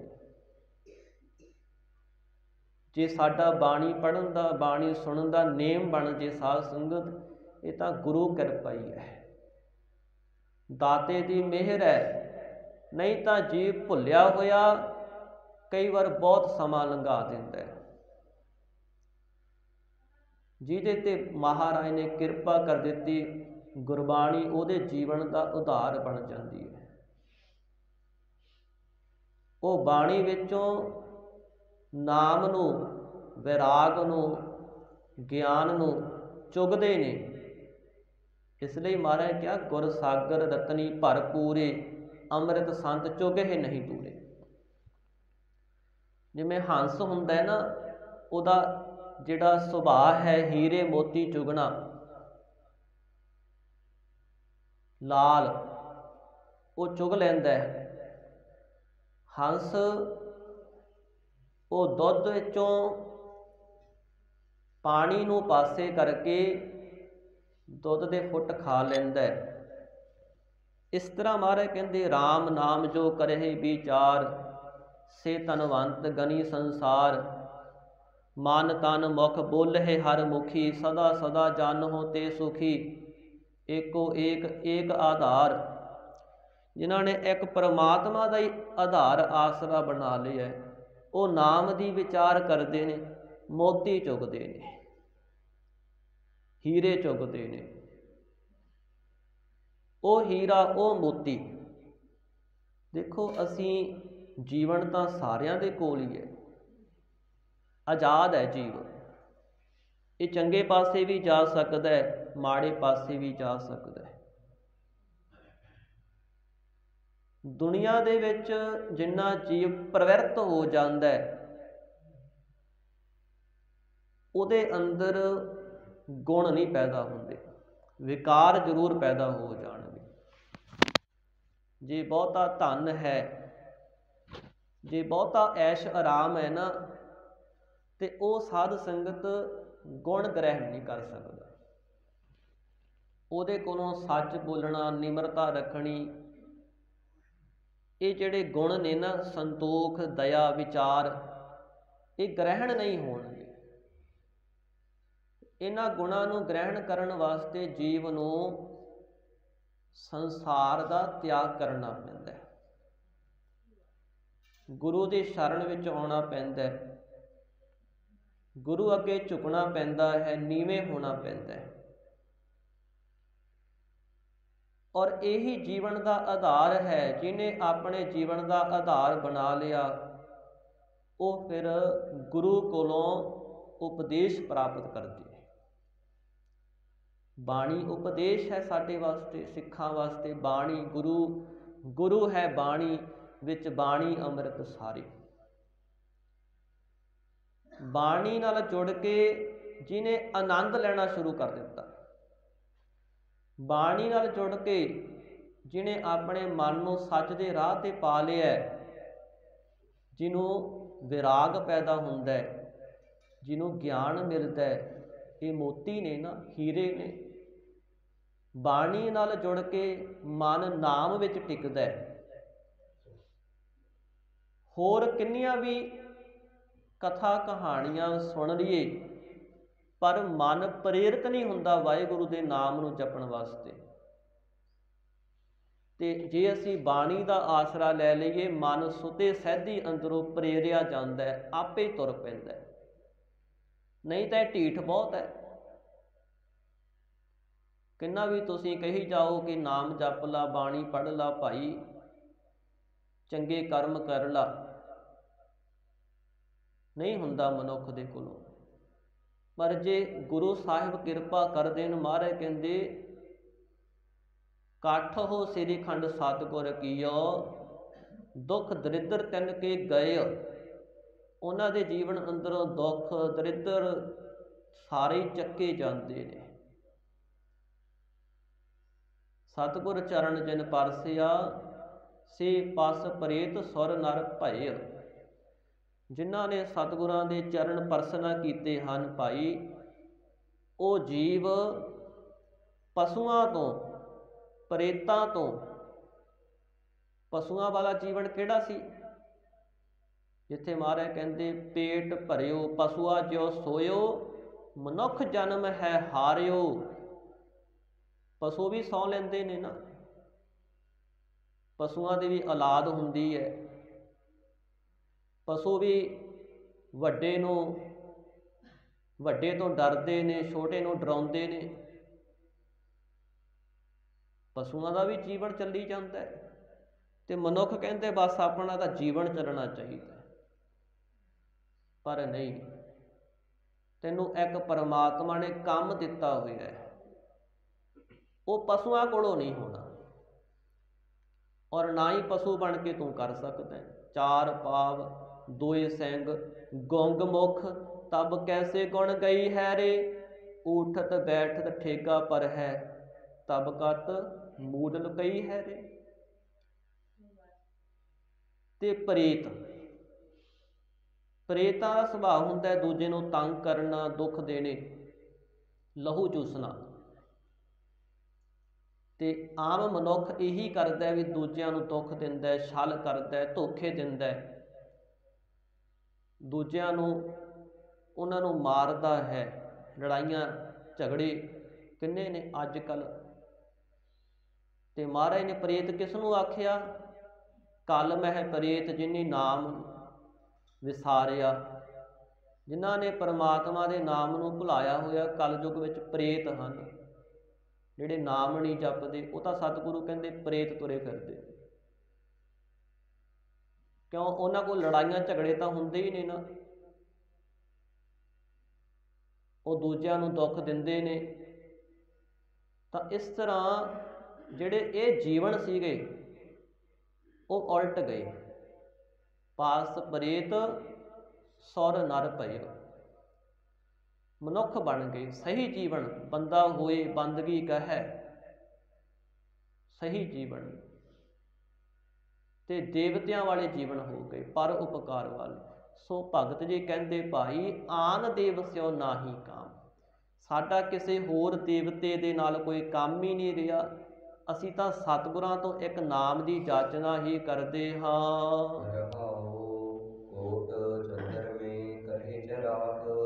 ਵਿਸ਼ਰਾਮ ਦੇ ਕੇ ਭਗਤ ਜੀ ਫਰਮਾਉਂਦੇ ਨੇ ਕਿ ਕਰੋੜਾਂ ਹੀ ਚੰਦਰਮੇ ਉਸ ਵਾਹਿਗੁਰੂ ਦੇ ਦਰ ਤੇ ਚਿਰਾਗ ਦੀ ਤਰ੍ਹਾਂ ਚਾਨਣ ਕਰ ਰਹੇ ਨੇ।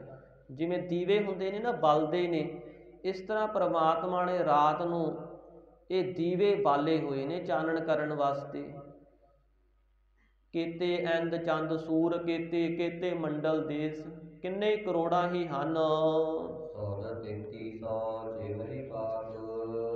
33 ਕਰੋੜ ਦੇਵੀ ਦੇਵਤੇ ਜਿਹੜੇ ਅਜਾਣ ਸੰਗਿਆ ਵਾਲੇ ਹਨ, ਉਹ ਜੇਵਹਿ ਪਾਕ ਪਰਮਾਤਮਾ ਦੇ ਘਰ ਵਿੱਚ ਰਸੋਈ ਬਣਾਉਂਦੇ ਨੇ, ਪਕਵਾਨ ਤਿਆਰ ਕਰਦੇ ਹਨ। ਜਿਹੜੇ 9 ਗ੍ਰਹਿ ਹਨ, ਜਿਹਦੇ ਵਿੱਚ ਸੂਰਜ, ਚੰਦਰਮਾ, ਮੰਗਲ, ਧਰਤੀ ਤੇ ਜਾਂ ਕਹਿ ਲਈਏ 7 ਦਾ ਦਿਨ ਹੋ ਗਏ। ਇਹ ਜਿਹੜੇ ਸਾਡੇ ਦਿਨ ਨੇ ਨਾ, ਐਤਵਾਰ, ਸੋਮਵਾਰ, ਮੰਗਲਵਾਰ, ਬੁੱਧਵਾਰ, ਵੀਰਵਾਰ, ਸ਼ੁੱਕਰਵਾਰ, ਸ਼ਨੀਵਾਰ, 7 ਇਹ ਗ੍ਰਹਿਾਂ ਦੇ ਨਾਂ ਤੇ ਰੱਖੇ ਹੋਏ ਨੇ। ਤਾਂ ਇਸ ਤਰ੍ਹਾਂ ਹੀ ਰਾਹੂ ਤੇ ਕੇਤੂ 2 ਇਹ ਲੱਗ ਗਏ। ਜਿਹੜੇ ਇਹ 9 ਗ੍ਰਹਿ ਹਨ ਪਰਮਾਤਮਾ ਦੇ ਦਰਵਾਜ਼ੇ ਤੇ ਖੜੇ ਹਨ, ਪਰ ਇਹ ਕਰੋੜਾਂ ਹੀ ਹਨ। ਸਤਿਗੁਰੂ ਕਹਿੰਦੇ ਇਹ ਵੀ ਕਰੋੜਾਂ ਦੀ ਗਿਣਤੀ ਵਿੱਚ ਵਾਹਿਗੁਰੂ ਦੇ ਦਰ ਤੇ ਦਰਬਾਨਚੀ ਬਣ ਕੇ ਪਹਿਰਾ ਦੇ ਰਹੇ ਹਨ। ਤੇ ਧਰਮ ਰਾਜੇ ਵੀ ਕਰੋੜਾਂ ਹੀ ਹਨ, ਜਿਹੜੇ ਵਾਹਿਗੁਰੂ ਪਰਮਾਤਮਾ ਦੇ ਦਰ ਤੇ ਪ੍ਰਤਿਹਾਰ, ਜਿਹੜੇ ਦਫ਼ਤਰੀ ਦਾ ਕੰਮ ਕਰਦੇ ਨੇ, ਜਿਵੇਂ ਕਚਹਿਰੀ ਦਾ ਕੰਮ ਹੁੰਦਾ ਨਾ, ਕਿ ਇਸ ਤਰ੍ਹਾਂ ਜਿਹੜੇ ਇਹ ਦਫ਼ਤਰੀ ਦਾ ਕੰਮ ਕਰਦੇ ਹਨ ਵਾਹਿਗੁਰੂ ਦੇ ਦਰ ਤੇ। ਕਰੋੜਾਂ ਹੀ ਹਵਾ ਹਨ ਜਿਹੜੀਆਂ ਚੌਬਾਰੇ ਫਿਰੇ, ਚਾਰੇ ਪਾਸੇ ਫਿਰਦੀਆਂ ਨੇ। ਜਿਵੇਂ ਇਹ ਚਾਰਾ ਪਾਸਾ ਚੁਬਾਰਾ ਬਣਿਆ ਹੋਇਆ ਨਾ ਪਰਮਾਤਮਾ ਦਾ, ਤੇ ਚਾਰੇ ਪਾਸੇ 10 ਦਿਸ਼ਾ ਵਿੱਚ ਘੁੰਮਦੀਆਂ ਹਨ। ਤੇ ਜਿਹੜੇ ਬਾਸਕ ਸ਼ੇਸ਼ ਨਾਗ ਹਨ, ਇਹ ਵੀ ਕਰੋੜਾਂ ਹੀ ਹਨ। ਆਪਣੀ ਸੇਜਾ ਦਾ ਪ੍ਰਭੂ ਪਰਮਾਤਮਾ ਵਾਸਤੇ ਵਿਸਥਾਰ ਕਰਦੇ ਨੇ ਬੈਠਣ ਵਾਸਤੇ। ਤੇ ਇਸ ਤਰ੍ਹਾਂ ਹੀ ਕਰੋੜਾਂ ਹੀ ਸਮੁੰਦਰ ਹਨ, ਖਾਰੇ ਸਮੁੰਦਰ, ਮਿੱਠੇ ਸਮੁੰਦਰ, ਖੀਰ ਸਮੁੰਦਰ, ਦੁੱਧ ਸਮੁੰਦਰ ਤੇ ਸ਼ਹਿਦ ਦਾ ਸਮੁੰਦਰ। ਇਹ 7 ਤਾਂ ਮੁੱਖ ਮੰਨੇ ਜਾਂਦੇ ਨੇ। ਤੇ ਕਰੋੜਾਂ ਦੀ ਗਿਣਤੀ ਵਿੱਚ ਪਾਣੀ ਹਾਰ, ਪਾਣੀ ਨਾਲ ਭਰੇ ਹੋਏ ਪਏ ਹਨ। ਰੋਮਾਵਲ, ਸਤਿਗੁਰੂ ਮਹਾਰਾਜ ਕਹਿੰਦੇ ਜਿਹੜੀ 18 ਭਾਰ ਬਨਸਪਤੀ ਹੈ, ਇਹ ਵੀ ਭਾਈ ਕਰੋੜਾਂ ਵਿੱਚ ਹੈ। ਕਰੋੜਾਂ ਦੀ ਗਿਣਤੀ ਵਿੱਚ ਜਿਹੜਾ ਸਾਧ ਸੰਗਤ 3200 ਤੋਲੇ ਦਾ ਇੱਕ ਭਾਰ ਮੰਨਿਆ ਜਾਂਦਾ ਹੈ, ਤੇ 4.5 ਮਨ ਦਾ ਵੀ ਇੱਕ ਭਾਰ ਮੰਨਿਆ ਜਾਂਦਾ ਹੈ। ਇਸ ਤਰ੍ਹਾਂ 18 ਭਾਰ ਕਹਿ ਲਈਏ, 4.5 ਮਨ ਦਾ ਇੱਕ ਭਾਰ ਲਾ ਲਈਏ, ਤੇ ਸਾਧ ਸੰਗਤ 18 ਭਾਰ ਭਾਵ 18 ਗੁਣਾ। ਇਹਦੇ ਵਿੱਚ ਇੱਕ ਬਨਸਪਤੀ ਦਾ ਇੱਕ ਪੱਤਾ, ਜਿਵੇਂ ਪੇੜ ਪੌਦੇ ਜਿੰਨੇ ਹਨ ਨਾ, ਉਹ ਸਾਰਿਆਂ ਦਾ ਇੱਕ ਇੱਕ ਪੱਤਾ ਲੈ ਕੇ ਤੇ ਉਹਦਾ ਭਾਰ ਬਣ ਜਾਵੇ। ਤੇ ਇਸ ਤਰ੍ਹਾਂ ਇਹ 18 ਭਾਰ ਜਿਹੜੀ ਰੋਮਾਵਲ ਪਰਮਾਤਮਾ ਵਾਹਿਗੁਰੂ ਨੇ ਕਰੋੜਾਂ ਦੀ ਗਿਣਤੀ ਵਿੱਚ ਪੈਦਾ ਕੀਤੀ ਹੈ। ਕਰੋੜਾਂ ਹੀ ਕਮੇਰ ਹਨ, ਕਬੀਰ, ਜਿਹੜੇ ਵਾਹਿਗੁਰੂ ਪਰਮਾਤਮਾ ਦੇ ਭੰਡਾਰਿਆਂ ਨੂੰ ਭਰ ਕਰਕੇ ਰੱਖਦੇ ਹਨ ਖਜ਼ਾਨਿਆਂ ਦੇ ਤਾਈਂ। ਕਰੋੜਾਂ ਹੀ ਲక్ష్ਮੀਆਂ ਹਨ, ਜਿਹੜੀਆਂ ਸ਼ਿੰਗਾਰ ਲਾਉਂਦੀਆਂ ਨੇ ਆਪਣੇ ਸਰੀਰ ਤੇ ਪਰਮਾਤਮਾ ਨੂੰ ਖੁਸ਼ ਕਰਨ ਵਾਸਤੇ, ਮੋਹਿਤ ਕਰਨ ਵਾਸਤੇ, ਪ੍ਰਸੰਨ ਕਰਨ ਵਾਸਤੇ। ਕਰੋੜਾਂ ਦੀ ਗਿਣਤੀ ਵਿੱਚ ਭਗਤ ਜੀ ਕਹਿੰਦੇ ਪਾਪ ਤੇ ਪੁੰਨ ਹਨ, ਜਿਹੜੇ ਪਰਮਾਤਮਾ ਨੂੰ ਹਿਰਹੇ ਤੱਕ ਰਹੇ ਨੇ ਪਰਮਾਤਮਾ ਦੇ ਵੱਲ, ਵੀ ਸਾਨੂੰ ਆਗਿਆ ਕਰੇ ਤੇ ਅਸੀਂ ਕਿਹਦੇ ਪਾਪ ਨੂੰ ਉਹਦਾ ਫਲ ਭੁਗਤਾਉਣਾ ਹੈ, ਕਿਹਦੇ ਪੁੰਨ ਨੂੰ ਉਹਦਾ ਫਲ ਭੁਗਤਾਉਣਾ ਹੈ। ਇਸ ਤਰ੍ਹਾਂ ਪਰਮਾਤਮਾ ਵੱਲ ਤੱਕ ਰਹੇ ਨੇ। ਇਹੀ ਹੁੰਦਾ ਹੈ ਨਾ ਕਿ ਜੀਵ ਪੁੰਨ ਕਰਦਾ ਹੈ ਤੇ ਉਸ ਨੂੰ ਐਸ਼ ਆਰਾਮ ਸੁੱਖ ਮਿਲ ਜਾਂਦੇ ਨੇ। ਜਿੱਥੇ ਮਹਾਰਾਜ ਕਹਿੰਦੇ ਦਾਨ, ਜਿਹੜੇ ਰਾਜੇ ਹੁੰਦੇ ਨੇ ਉਹ ਸਾਧ ਸੰਗਤ ਦਾਨ ਪੂਰਬੇਨ ਪੁਚੰਤੇ ਮਹੀਪਤੇ, ਪਿਛਲੇ ਜਨਮਾਂ ਦੇ ਕੀਤੇ ਹੋਏ ਦਾਨ ਪੁੰਨਾਂ ਨੂੰ ਭੋਗਦੇ ਰਹਿੰਦੇ ਨੇ। ਜਿਵੇਂ ਅਸੀਂ ਕਹਿੰਦੇ ਹਾਂ ਨੇ ਵੀ ਇਹ ਬੰਦੇ ਦੇ ਕੋਲ ਬੜਾ ਧਨ ਹੈ ਭਾਈ, ਬੜਾ ਐਸ਼ ਆਰਾਮ, ਬੜੀ ਜ਼ਮੀਨ ਜਾਇਦਾਦ, ਉਹ ਆਪਣੇ ਪਿਛਲੇ ਕੀਤੇ ਹੋਏ ਪੁੰਨਾਂ ਨੂੰ ਭੋਗ ਰਿਹਾ ਹੈ, ਪਰ ਭੋਗੀ ਤਾਂ ਜਾ ਰਿਹਾ, ਅੱਗੇ ਵਾਸਤੇ ਹੋਰ ਕੋਈ ਨਹੀਂ ਜੋੜ ਰਿਹਾ। ਉਹ ਉਹਨਾਂ ਦੇ ਸਵਾਦਾਂ ਵਿੱਚ ਫਸ ਗਿਆ, ਰਸਾਂ ਵਿੱਚ ਫਸ ਗਿਆ ਜੀਵ। ਚਾਹੀਦਾ ਤਾਂ ਇਹ ਸੀ ਨਾ ਕਿ ਪਰਮਾਤਮਾ ਨੇ ਐਸ਼ ਆਰਾਮ ਸੁੱਖ ਦਿੱਤੇ ਨੇ ਤੇ ਉਸ ਪਰਮਾਤਮਾ ਦੀ ਯਾਦ ਵਿੱਚ ਜੁੜ ਕੇ ਉਹਦਾ ਸ਼ੁਕਰ ਕਰਦਾ ਤੇ ਹੋਰ ਬੰਦਗੀ ਕਰਦਾ, ਪਰ ਉਹਨੇ ਆਪਣਾ ਪਿਛਲਾ ਖਾਤਾ ਸਾਰਾ ਖਤਮ ਕਰ ਲੈਣਾ ਤੇ ਅੱਗੇ ਵਾਸਤੇ ਕੋਈ ਜੋੜਿਆ ਨਹੀਂ। ਇਸੇ ਤਰ੍ਹਾਂ ਹੀ ਜਿਹੜੇ ਜੀਵ ਪਾਪ ਕਰਦੇ ਨੇ ਉਹਨਾਂ ਨੂੰ ਪਿਛਲੇ ਕਰਮਾਂ ਅਨੁਸਾਰ ਪਾਪੀ ਸਨ ਤੇ ਵਾਹਿਗੁਰੂ ਪਰਮਾਤਮਾ ਨੇ ਉਹੋ ਜਿਹਾ ਜਨਮ, ਉਹੋ ਜਿਹਾ ਦੁੱਖ ਦੇਣਾ ਕੀਤਾ ਤੇ ਉਹ ਸਾਧ ਸੰਗਤ ਉਹ ਵੀ ਪਾਪਾਂ ਦੇ ਦੁੱਖਾਂ ਵਿੱਚ ਫਸੇ ਹੋਏ, ਉਹ ਅੱਗੇ ਹੋਰ ਪਰਮਾਤਮਾ ਨੂੰ ਸਿਮਰ ਕਰਕੇ ਆਪਣਾ ਭਲਾ ਨਹੀਂ ਕਰਦੇ। ਐਸੇ ਜੀਵ ਵੀ ਹਨ।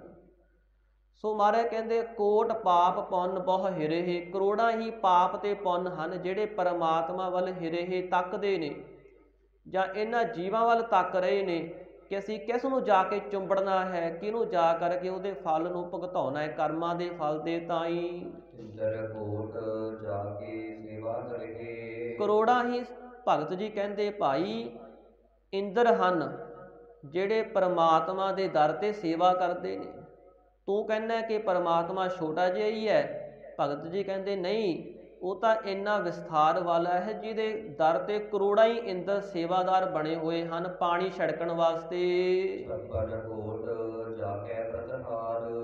ਤੇ 56 ਕਰੋੜ ਜਾਦਵ ਹਨ ਜਿਹੜੇ ਪ੍ਰਤਿਹਾਰ ਪਰਮਾਤਮਾ ਦੇ ਦਰ ਤੇ ਖੜੇ ਹੋਏ ਦਰਬਾਨਚੀ ਬਣੇ ਹੋਏ ਨੇ, ਕਾਰ ਵਿਹਾਰ ਕਰਦੇ ਹਨ, ਆਗਿਆ ਨੂੰ ਮੰਨਦੇ ਹਨ। ਉਹ ਪਰਮਾਤਮਾ ਨਗਰੀ, ਨਗਰੀ ਤੋਂ ਭਾਵ ਹੈ ਸਰੀਰ, ਸਰੀਰ ਦੇ ਵਿੱਚ ਖੇਤ ਪ੍ਰਗਟ ਹੈ, ਅਪਾਰ ਜੋ ਪਾਰਾਵਾਰ ਤੋਂ ਰਹਿਤ ਹੈ। ਜੋ ਵੀ ਨਗਰ ਬਣਾਏ ਨੇ ਪਰਮਾਤਮਾ ਨੇ ਸਭ ਥਾਵਾਂ ਤੇ ਉਹਦਾ ਹੀ ਪ੍ਰਗਟ ਰੂਪ ਹੋ ਰਿਹਾ ਹੈ। ਉਹ ਸਭ ਥਾਵਾਂ ਤੇ ਖੇਤ ਨਾਮ ਹੈ ਆਪਣੀ ਪ੍ਰਗਟਤਾ ਕਰਨ ਵਾਲਾ, ਸਭ ਥਾਵਾਂ ਤੇ ਦਿਸ ਰਿਹਾ ਹੈ। ਲੱਟ ਛੂਟੀ ਇਹ ਵੀ ਸਾਧ ਸੰਗਤ ਕੁਲਛਮੀ ਹੈ। ਇੱਕ ਤਾਂ ਲక్ష్ਮੀ ਮੰਨੀ ਜਾਂਦੀ ਹੈ, ਇੱਕ ਕੁਲਛਮੀ ਜਿਹੜੀ 14 ਰਤਨਾਂ ਵਿੱਚ ਸਮੁੰਦਰ ਰਿੜਕਣ ਸਮੇਂ ਨਿਕਲੀ ਸੀ। ਇਹ ਆਪਣੇ ਵਾਲ ਖੋਲ ਕਰਕੇ ਬੜਾ ਭਿਆਨਕ ਰੂਪ ਬਣਾ ਕੇ ਵਿਚਰਦੀ ਹੈ। ਇਸ ਤਰ੍ਹਾਂ ਹੀ ਲੱਟ ਛੂਟੀ ਵਰਤੈ ਵਿਕਰਾਲ, ਜੋ ਮਹਾਕਾਲ ਹੈ, ਜਿੱਥੇ ਮਹਾਰਾਜ ਕਹਿੰਦੇ ਕੌਤਕ ਕਾਲ ਹੁਕਮ ਪਠਾਇਆ, ਜੀ ਜੰਤ ਸਭ ਹੁਕਮ ਸਮਾਇਆ। ਪਰਮਾਤਮਾ ਨੇ ਜਿਹੜਾ ਕੌਤਕ ਕਾਲ ਹੈ ਇਹ ਹੁਕਮ ਵਿੱਚ ਭੇਜਿਆ ਹੋਇਆ ਹੈ।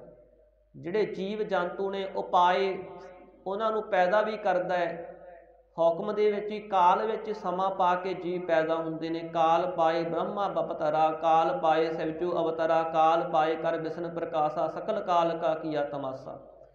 ਸਾਰਾ ਕਾਲ ਦਾ ਹੀ ਤਮਾਸ਼ਾ ਹੈ ਨਾ, ਸਾਰੇ ਕਾਲ ਵਿੱਚ ਪਾਏ ਹੋਏ ਨੇ, ਸਮੇਂ ਅੰਦਰ ਜੀਵ ਪੈਦਾ ਕੀਤੇ ਨੇ, ਸਮੇਂ ਅੰਦਰ ਹੀ ਸਮਾਪਤ ਹੋ ਜਾਂਦੇ ਨੇ।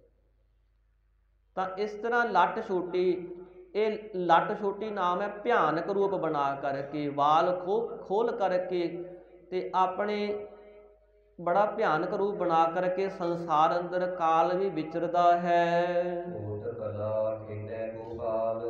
ਤੇ ਕੋਟਿ ਕਰੋੜਾਂ ਹੀ ਕਲਾ ਸ਼ਕਤੀਆਂ ਦੇ ਨਾਲ ਜੋ ਗੋਪਾਲ ਧਰਤੀ ਦੀ ਪਾਲਣਾ ਕਰਨ ਵਾਲਾ ਪਰਮਾਤਮਾ ਹੈ, ਇੱਥੇ ਖੇਡਾਂ ਕਰ ਰਿਹਾ ਹੈ, ਕੌਤਕ ਕਰ ਰਿਹਾ ਹੈ। ਕੋਟ ਜਗ ਜਾਕੇ ਦਰਬਾਰ।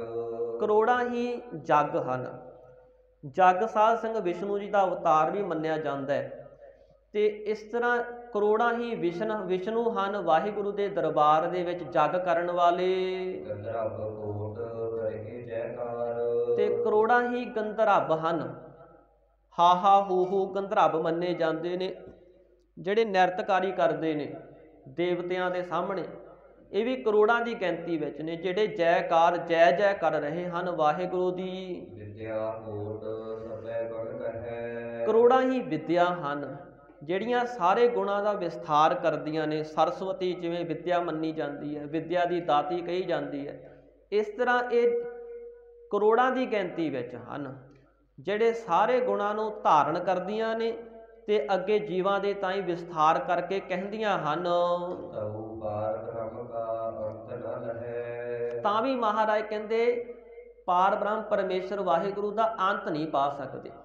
ਇਹ ਵਿਦਿਆ ਜਿਹੜੀਆਂ ਹਨ ਇਹ ਵੀ ਪਰਮਾਤਮਾ ਦਾ ਅੰਤ ਨਹੀਂ ਪਾ ਸਕਦੀਆਂ, ਗੁਣ ਕਹਿ ਕਰਕੇ। ਬਾਵਨ ਕੋਟ ਜਾਕੇ ਰੁਮਾਵਲੀ। ਕਰੋੜਾਂ ਹੀ ਜਿਹੜੇ 52 ਅਵਤਾਰ ਹੋਏ ਨੇ, ਜਿਹੜੇ ਰੋਮਾਵਲੀ ਪਰਮਾਤਮਾ ਨੂੰ ਰੁਮਾਲ ਭੇਟਾ ਕਰਨ ਵਾਲੇ ਨੇ।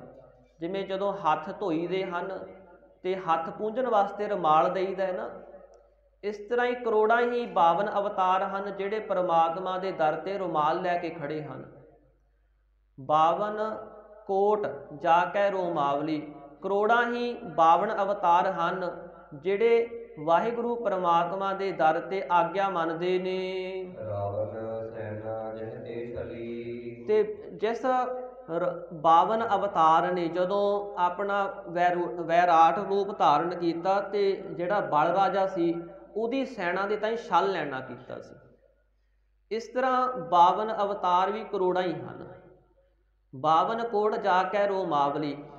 52 ਨਾਮ 52 ਕਰੋੜ ਰਿੱਛ ਤੇ ਬਾਂਦਰ, ਇਹਨਾਂ ਦੀ ਸੈਨਾ ਲੈ ਕਰਕੇ ਭਗਵਾਨ ਰਾਮਚੰਦਰ ਜੀ ਨੇ ਜਦੋਂ ਸਾਧ ਸੰਗਤ ਲੰਕਾ ਜਾਣਾ ਕੀਤਾ, ਉੱਥੇ ਜਾ ਕਰਕੇ ਜਿਹੜਾ ਰਾਵਣ ਸੀ ਉਹਦੀ ਸੈਨਾ ਨੂੰ ਛਲ ਲੈਣਾ ਕੀਤਾ ਸੀ।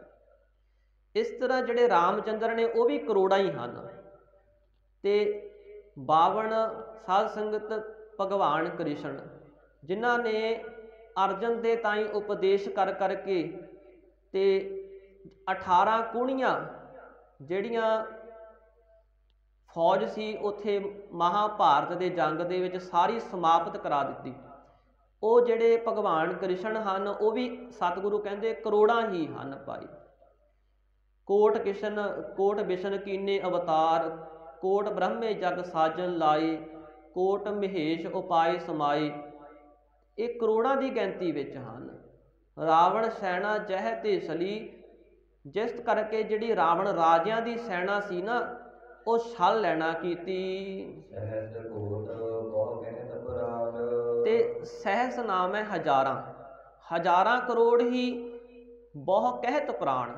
ਬਿਆਸ ਹਨ ਜਿਹੜੇ ਬਹੁਤੇ ਪੁਰਾਣਾਂ ਨੂੰ ਕਥਨ ਕਰਨ ਵਾਲੇ ਨੇ, ਕਹਿਣ ਵਾਲੇ ਨੇ, ਕਿਉਂਕਿ 18 ਪੁਰਾਣ ਜਿਹੜੇ ਬਿਆਸ ਜੀ ਨੇ ਰਚੇ ਨੇ। ਇਸ ਤਰ੍ਹਾਂ ਕਰੋੜਾਂ ਦੀ ਗਿਣਤੀ ਵਿੱਚ ਹਨ ਬਿਆਸ ਵੀ। ਸਹਿਸ ਕੋਟ ਬਹੁ ਕਹਿਤ ਪੁਰਾਨ। ਤੇ ਸਹਿਸ ਹਜ਼ਾਰਾਂ ਕਰੋੜ ਹੀ ਬਹੁਤ ਪੁਰਾਣਾਂ ਦੀ ਤਰ੍ਹਾਂ ਸਿਮਰਤੀਆਂ, ਵੇਦ ਜਾਂ ਕੁਰਾਨ, ਹੋਰ ਜਿੰਨੇ ਵੀ ਗ੍ਰੰਥ ਨੇ ਇਹ ਵੀ ਕਰੋੜਾਂ ਦੀ ਗਿਣਤੀ ਵਿੱਚ ਹਨ। ਸਹਿਸ ਕੋਟ ਬਹੁ ਕਹਿਤ ਪੁਰਾਨ। ਸਤਿਗੁਰੂ ਮਹਾਰਾਜ ਕਹਿੰਦੇ ਸਹਿਸ ਹਜ਼ਾਰਾਂ ਕਰੋੜ ਹੀ ਐਸੇ ਭਗਤ ਨੇ ਭਾਈ ਜਿਹੜੇ ਪੁਰਾਣ ਪਰਮਾਤਮਾ ਦੇ ਤਾਈਂ ਜੋ ਪ੍ਰਾਤਨ ਹੈ ਨਾ ਵਾਹਿਗੁਰੂ ਉਹਦੇ ਤਾਈਂ ਕਹਿਣ ਵਾਲੇ ਹਨ। ਔਰ ਜਿਹੜਾ ਦੁਰਯੋਧਨ ਸੀ ਉਹਦਾ ਜਿਹੜਾ ਮਾਨ ਹੰਕਾਰ ਸੀ ਉਹ ਵੀ ਮਥਨਾ ਕੀਤਾ। ਉਹ ਕੌਣ ਸੀ?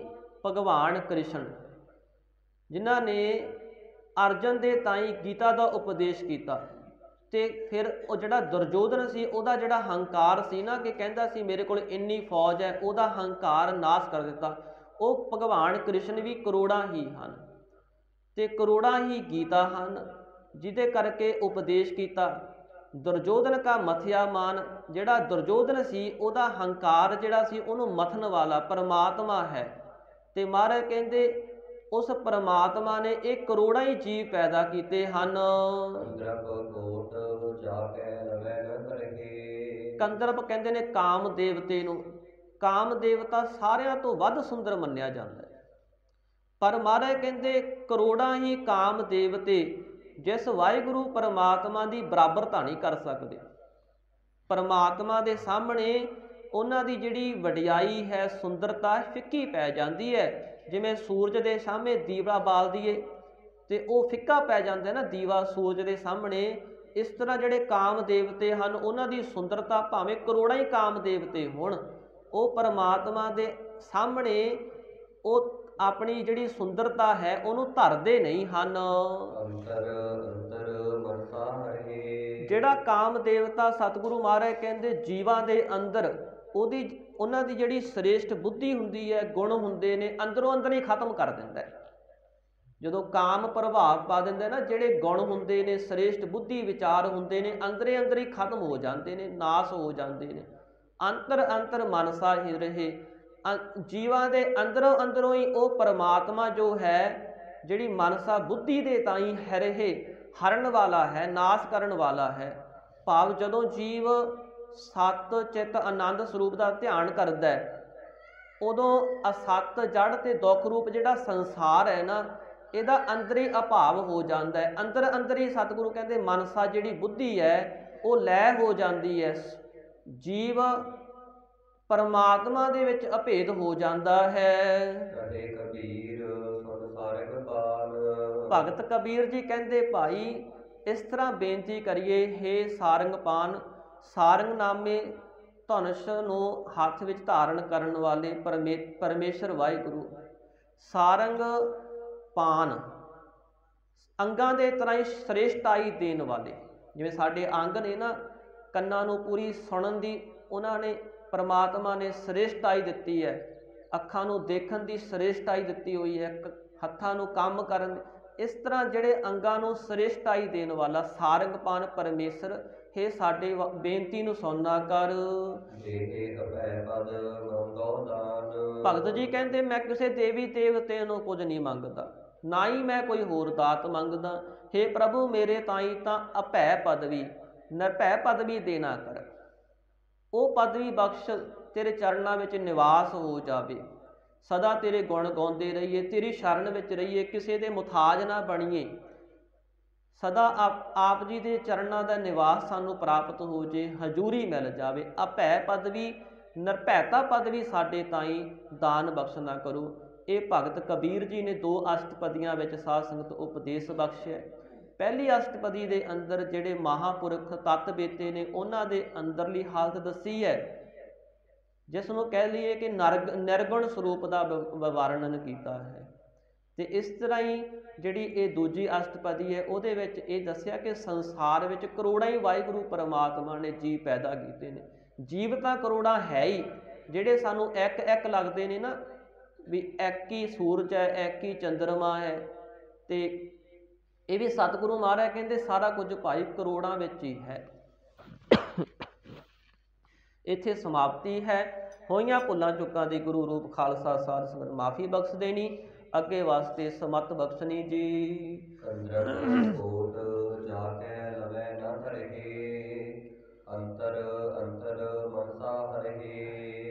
ਕਹੇ ਕਬੀਰ ਸੁਨ ਸਾਰਗ ਪਾਨ, ਦੇਹ ਅਭੈ ਪਦ ਮੰਗੋ ਦਾਨ। ਵਾਹਿਗੁਰੂ ਜੀ ਕਾ ਖਾਲਸਾ, ਵਾਹਿਗੁਰੂ ਜੀ ਕੀ ਫਤਿਹ। ਸਤਨਾਮ ਸ੍ਰੀ ਵਾਹਿਗੁਰੂ ਸਾਹਿਬ ਜੀ। ਰਾਮਕਲੀ ਮਹੱਲਾ ਤੀਜਾ। ਆਨੰਦ ਇੱਕ ਓੰਕਾਰ ਸਤਿਗੁਰ ਪ੍ਰਸਾਦ। ਆਨੰਦ ਭਇਆ ਮੇਰੀ ਮਾਏ, ਸਤਿਗੁਰੂ ਮੈਂ ਪਾਇਆ। ਸਤਿਗੁਰ ਤਾ ਪਾਇਆ ਸਹਿਜ ਸੇਤੀ, ਮਨ ਵਜੀਆ ਵਧਾਈਆ। ਰਾਗ ਰਤਨ ਪਰਿਵਾਰ ਪਰਿਆ, ਸ਼ਬਦ ਗਾਵਣ ਆਈਆ। ਸ਼ਬਦੋ ਤਾ ਗਾਵੋ ਹਰੀ ਕੇਰਾ, ਮਨ ਜਿਨੀ ਵਸਾਇਆ ਕਹਿ ਨਾ